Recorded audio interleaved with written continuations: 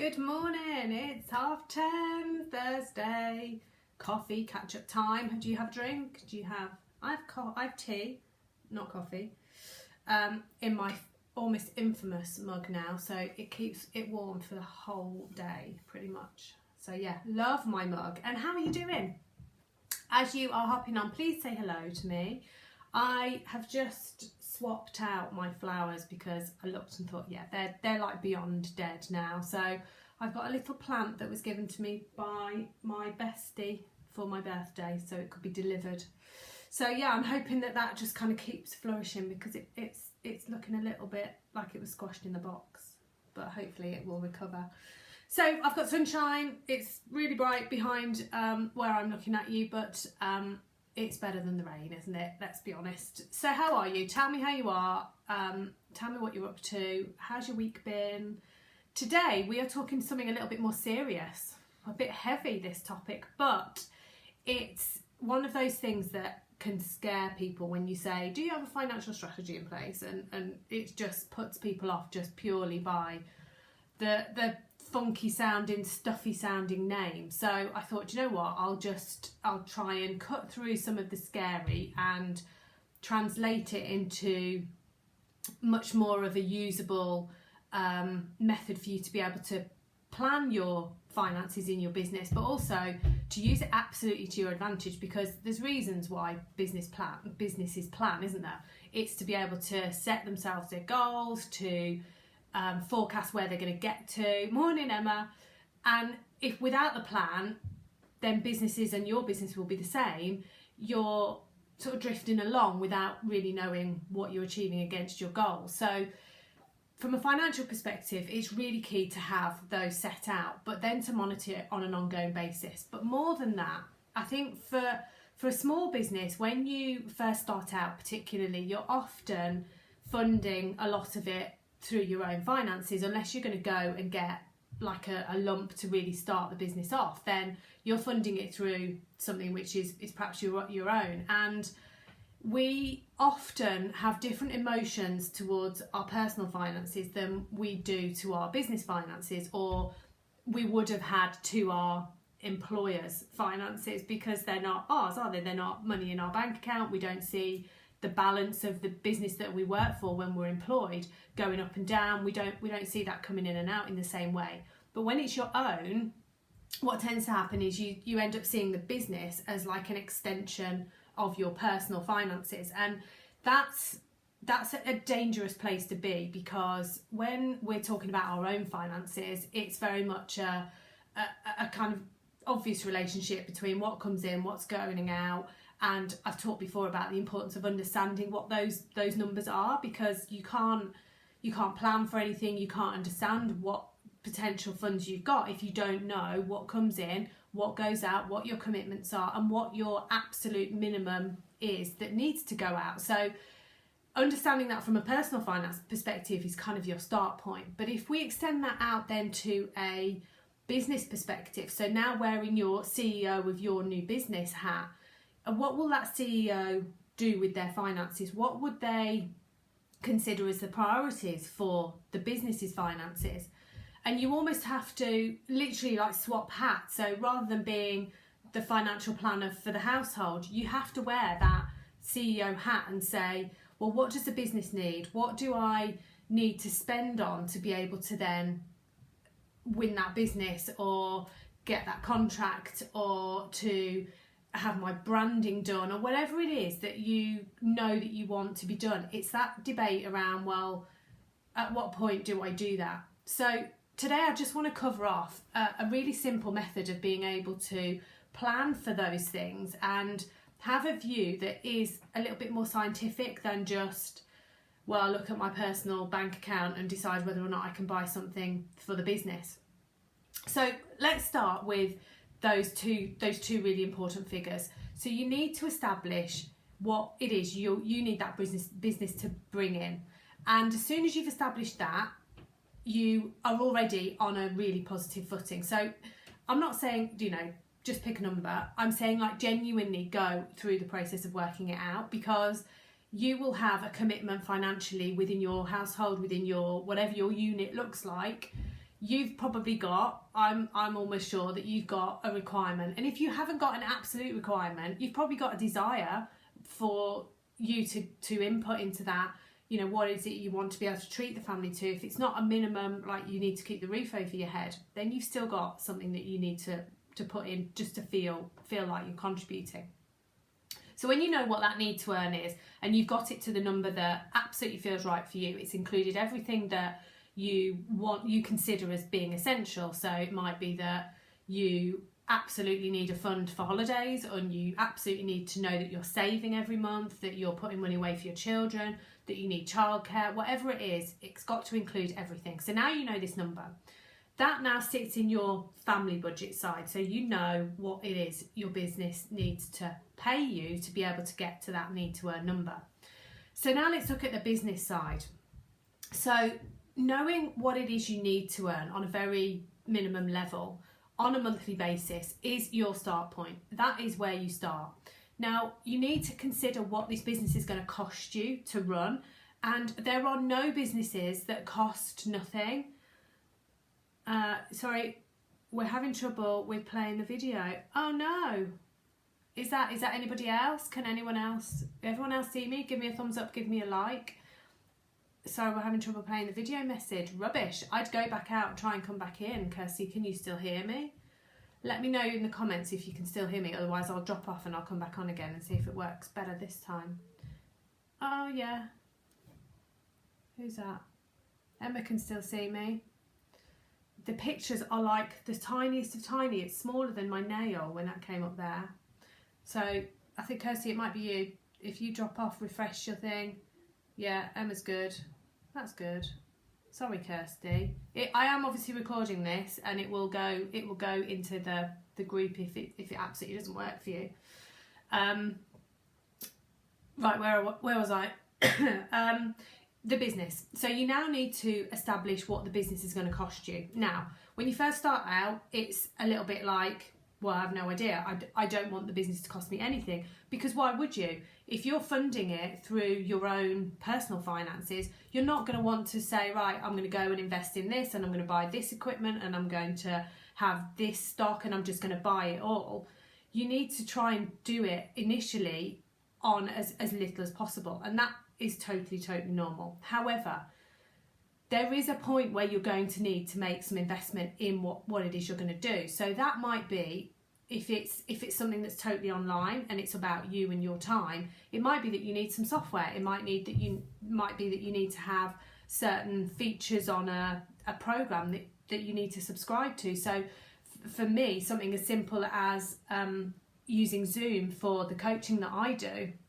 Zoom has a clever way of limiting the amount of time. Right, we've got 2 on now, so Kirsty, are you back with us? So you can have up to a certain length of time for free on a free plan, but then if you want to have those conversations that go longer, you need to pay for it. So there's a cost there. You might need to use certain programs that you need to buy. You might want video editing. You might want graphics design. Whatever it is that you do, you're going to need some sort of help to do it, and that might be software, it might be somebody to help you, it might just be some time with someone helping you get to that place that you want to go. So at some point you will have to invest, and you have to kind of take a really pragmatic view about that investment, because if you just look at your business finances and say, well, I'm starting from zero, so how can I invest until I've actually got the money coming in? There's an irony to that says, well, unless you invest, you're not going to be able to bring the money in, because you haven't got all the skills you need, you haven't got the know-how, you haven't got the expertise, and you could be spending weeks, hours, months, even years attempting to get yourself to that place where, well, when I've got this, then this will happen. The truth is that if you invest and you take on what I call good debt, positive debt, then actually you're moving yourself forward to that new place, that place where it is a business with money coming in, going out, coming in, going out, much quicker. If you sit on your planning platform saying, okay, so I know I've got my family finances over there, and I know what I want to get to, and now I've got my business finances over here, and I'm starting from zero because I have nothing. I can't take from the family finances. I can't invent money. I can't invent a client, but I'm starting from zero. If that's the place you start from, you're going to have to toil and toil and toil and toil to get yourself to the point where you get any money coming in, because it's hard. It is hard. You're properly hustling. You're trying to find those clients through best you can. You're putting all that effort in yourself, and you're really, really working for it. Every penny feels like an effort. But if you can make that flow start, it's got to start somewhere, hasn't it? And money is like, it should be like air. It should be like breathing. So money will come in, money will go out. You breathe in, you breathe out. You have to relax about the fact that money is going to have to flow out, and money will have to go to be able to take your business forward at some point. But that point, of course, it is up to you. It depends how long you want to try, how long you want to toil, how many hours it is you've got to spend to try and get that to work doing it on your own. But the big risk of doing it on your own is that it is so hard, and you are much more likely to go, this is too much, I can't bear it, I'm getting demotivated, I'm getting frustrated, I'm getting cross with myself. And deep down, when I can absolutely speak from experience on this, when you make a public statement to say, I'm now running my own business, this is me, I'm going to this, I'm going to the other, people start without any agenda to ask you about how it's going. Absolutely they will, because they're interested, because you're starting something really exciting and you've probably been really enthusiastic about it, and you're like, yay, I'm going to do this thing and it's going to be amazing. And then they'll ask you again in a few weeks' time, and you'll have that feeling of, I don't want to admit that I haven't actually made any money yet. So you find ways of explaining and justifying how on earth you're spending all these hours locked away, toiling for those first few clients to get that first bit of money in. I absolutely know, because I totally did that. I would just get that sinking feeling in the pit of my stomach when someone said, oh, how's it going? Because, it was really good, and you sounded like you'd got loads of ideas. How is that going for you? And I would just think, what am I going to say? And I would make all these excuses, and I'd come up with these reasons why it wasn't taking off, why I hadn't got clients. But I'd always sort of say, but I'm having loads of fun. I'm really enjoying it, because I was genuinely enjoying what I was doing, but I wasn't moving my business forward because I wasn't attracting clients. I wasn't doing what counts because I didn't know what that was. And I am not for a minute saying that people are wasting their time. They're often not, but it can be time better spent. Your time is best spent doing two things. One is getting your message out there so you can attract clients, and then the second, serving clients. But that should be secondary, because you need to spend most of your time going and getting your clients.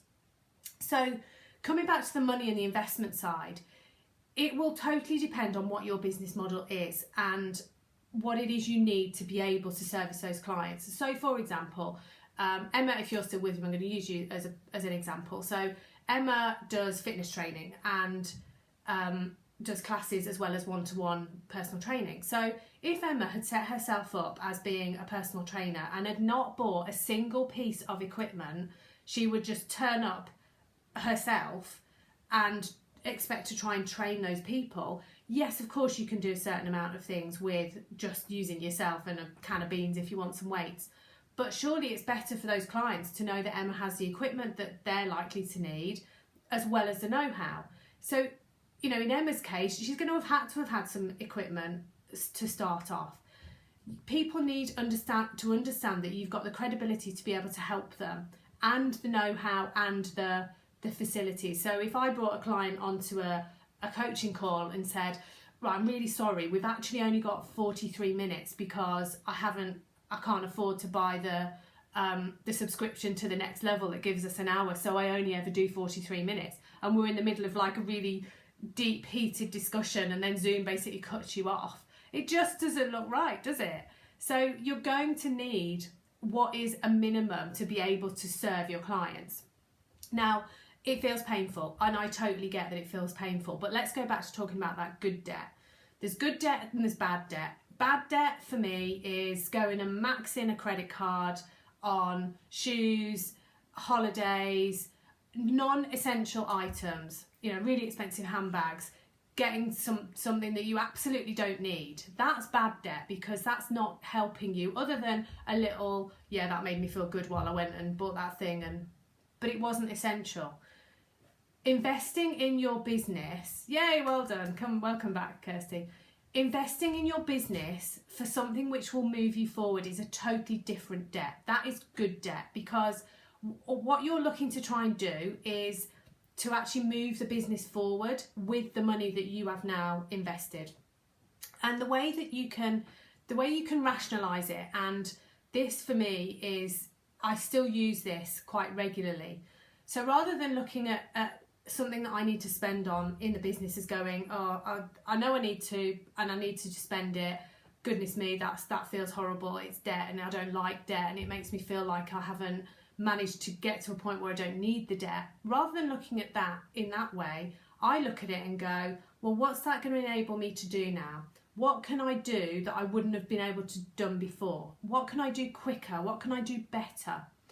So for me, this has never been more true from when I invested in some help. So I had coaches. So I started off doing the whole toiling thing, and like, I can't invest, I can't put my own money in it, it's too scary, I need to just make this work like as a total entity on its own. I need to just do this because I've got to do it, and I've got to prove this, and I've got to the other.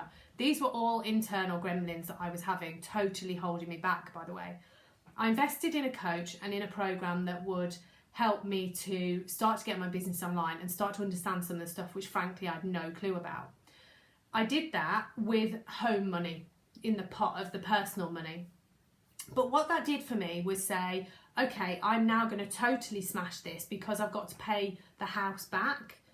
And it shifted me from being this sort of, I'm trying at this, I'm having a practice, to then saying, yeah, this is totally what I'm doing. This is what I'm going to do as my job. This is what I'm going to be willing to invest in. And taking that attitude shifted me into a different place, which started to help bring the clients in. And then I had another really big shift where I invested in some help on an ongoing basis, so somebody to help me with the marketing and some of the content creation. So all the fabulous graphics that you guys see, I don't do those. I absolutely can't take credit for those. I have someone fabulous behind the scenes that does those for me, creates my content based on what I give her.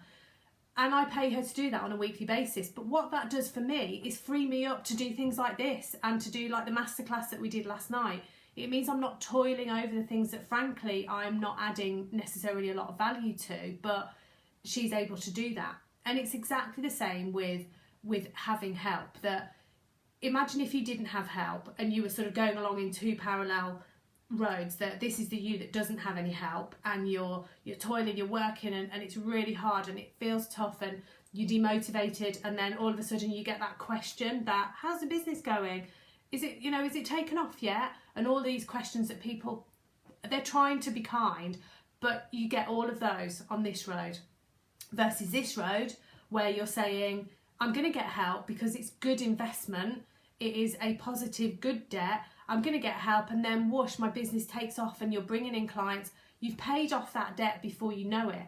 So let's just talk about the concept of return on investment, because there's terminologies that not everyone's familiar with, and actually if you've been an employee and never touched any of the finance stuff, then it doesn't come into life, does it?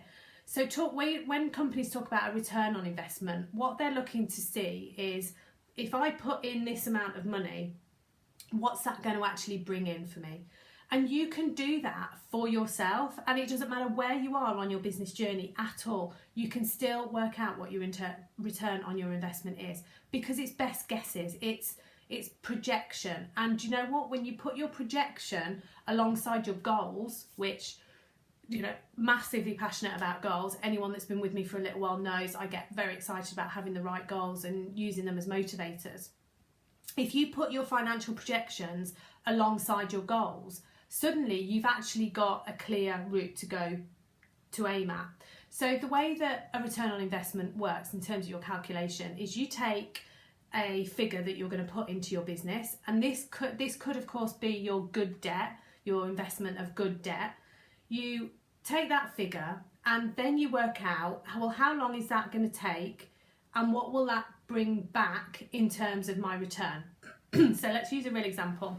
Let's use £500 because my maths is bad. So if you invested £500 in something for your business, be it software, be it help, be it equipment, whatever it is. So you invested £500. Now, with that £500, you're going to make some assumptions.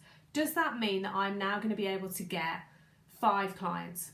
5 clients more than I was going to get by toiling. So each one of those clients is going to pay you £100 to work with you or to use your services, to whatever it is. So each one of those pays you £100.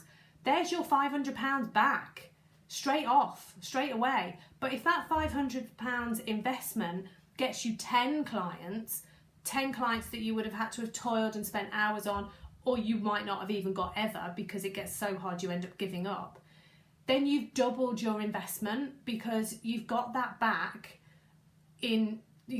twice over. Now, depending on what you do and how you serve your clients, you can then add a timeline to that as well.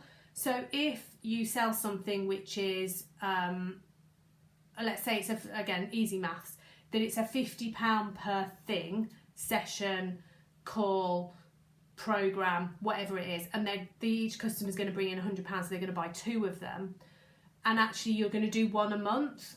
So you can then see how you can take that forward in terms of the timing to say, right, well, my 5 customers that I wouldn't have always got, they're all going to pay me £500, and I'm going to get that back in 2 months' time. But now I'm going to have 10 clients, so actually I'm going to have doubled my investment within the 2 months. Is this making sense to those of you who are on? And if it is, who has already thought about their business in this way? Or are you like hand to mouth, scrabbling? Because when you're in the thick of running a business and you're trying to get your clients and you're trying to do your marketing, you're trying to do every single thing that normally a big business would have like a department to do each thing. It's you now. And when you're in the thick of it, it's not always easy, and it doesn't come naturally to everyone just to like take that step back and go, okay, I need to take a pragmatic view about this. I need to plan. I need to understand what I'm going to get out for putting in. It's not something that naturally most of us do.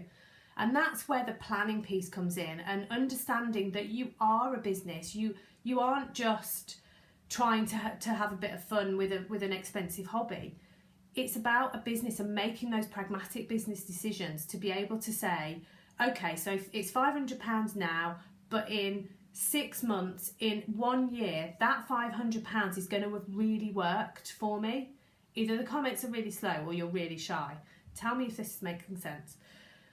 So that investment then becomes actually tenfold. And if it's something that you're going to use time and time and time again, so it might be software, it might be equipment that you're going to use forevermore, then that investment keeps paying you back.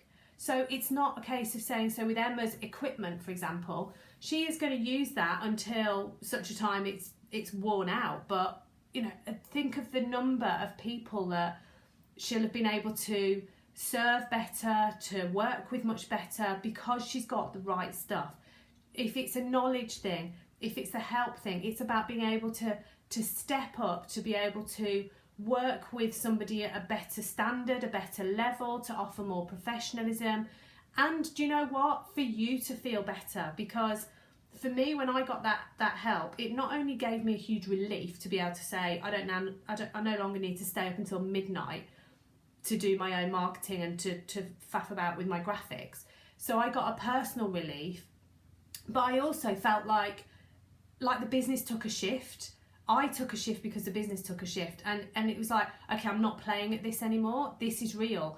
I have a genuine business because I'm operating it like a business. I'm investing in it and I'm getting the return from it. I invest again, return, invest, return. And that is how it flows. So the money comes in and it goes out. And what I don't do now is almost like count every pound, because it's not healthy. That's not how a CEO would watch a business. So early days, what I would do is say, all right, I've got £50. That £50 is like 2 months worth of that software subscription, or that £50 is that's the ream of paper plus the this. I used to almost like allocate the money coming in to what it equated going out.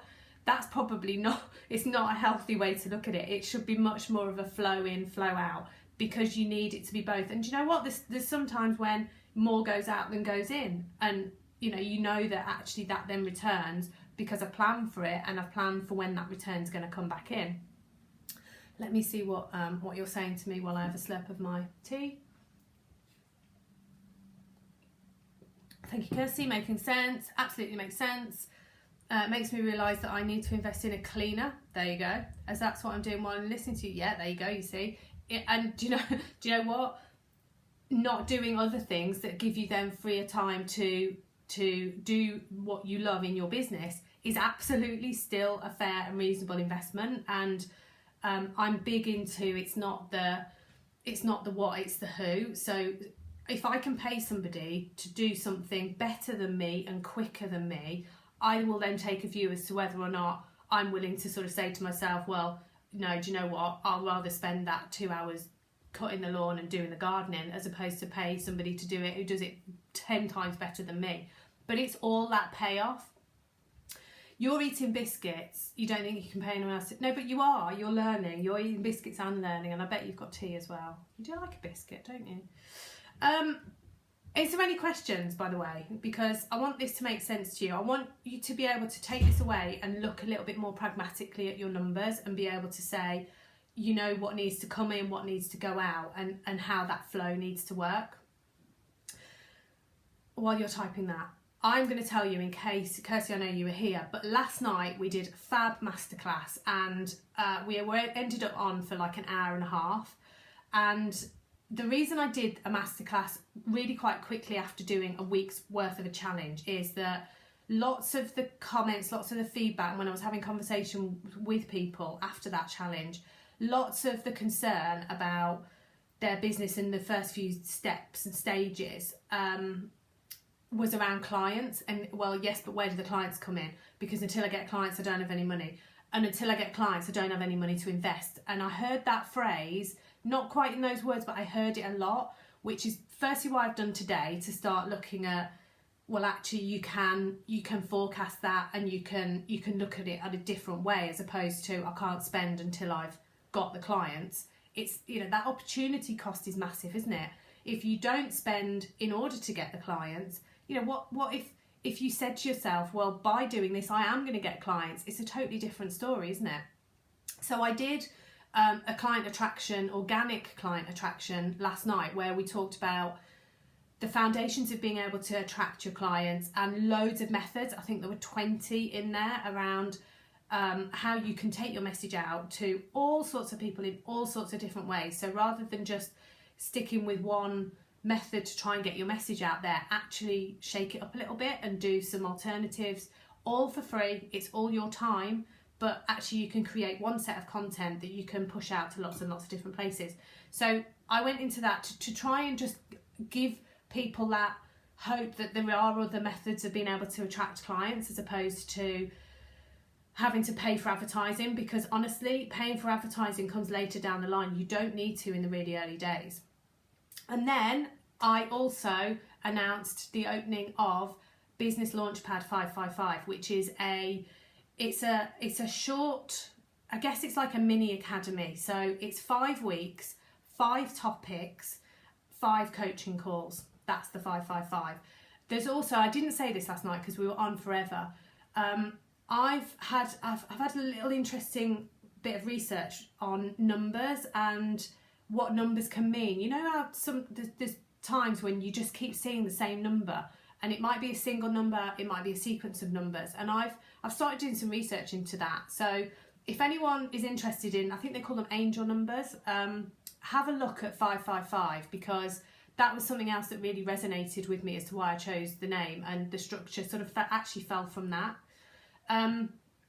So from it's 5 weeks, 5 topics, but they are the 5 topics where I've sat down and said, okay, early days, really early days for me, what are the absolute essential elements that I wish I'd known? So I've collated those into those 5 weeks. It's an online and group coaching program, and you'll be done by the middle of August. So we're starting the week of the 13th of July. You get access straight away to some initial training modules, and then each week there's more goes in there. Then we meet every week for a coaching call, and it's really about getting you working on your business. There's no like go and research this or it's theoretical. It's about your business and you'll be working on that. So every week we'll meet for 5 weeks. By the end of it, you'll have your foundations, you'll have the structure of what you're going to offer people, you'll know where to market, how to sell, and you'll have your head in the right space. You'll be in that CEO space, can guarantee it, because these 5 modules are really the core of setting up a really successful business.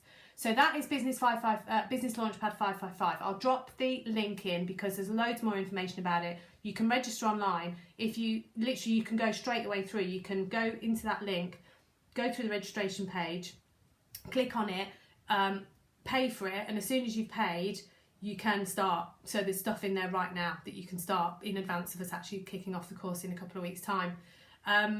If 555 is, I didn't tell you how much it was. It's 555. It is 555. Obviously, it flows through. It flows through everything. So it's 555 in one installment, but there is an option to add a payment plan onto that if you want to. You can pay over 3 months, which is £185 a month. So you can spread that risk, and effectively, I'm taking the risk because you'll have done almost all of the. You will have done all the course by the time you've not even given me half the funds. So you can spread that. You can't do that online, so you just need to book a call with me or drop me a message if you are interested in the payment plan for that. But literally, as soon as you paid that first instalment, you'll be in. I'll give you access straight away and you can get going. It's one of those absolutely, Launchpad.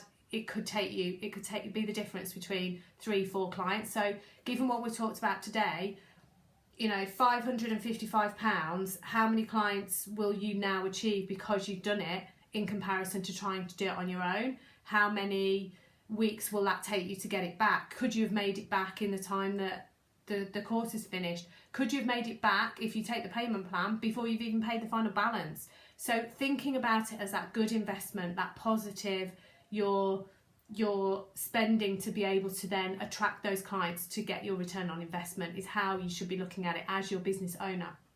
So if anyone has any questions, I'm happy, as I say, to get on a call to talk about the programme, what it includes, how it works, and set you up as a payment plan. Otherwise, if you're happy just to go through it, then you can do it all on the page and you can be in there today.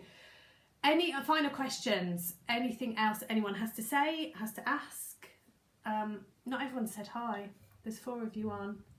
It makes me smile that there's always people like sat shy in the background. I need to give it a sec. I think my kitchen fitters have just arrived with my dogs going mad. I'm hoping I get worked up by the end of today. Oh, what a treat. Haven't got running water. We haven't had running water now for nearly 2 weeks, but yeah, hopefully that's why I've got plastic cups for a den, because we're washing up in the bath. It's horrible. No final questions. If there are, I'll check back in and I will answer them if there are. I'll put the link into the top of the video and it's pinned into the group at the top as well, both for the booking of call and the link for the registration for Business Launchpad 555 as well. So thank you ever so much for being with me. Give me a final thumbs up. And others, you can't shut up. Oh, and others, you can't, like you. I'd rather have people you can't shut up. It's fine. It makes me feel like I'm not talking to myself. Okay, right. I shall see you all really, really soon. Go and have a fabulous Thursday. And yeah, speak to you soon. Bye, bye.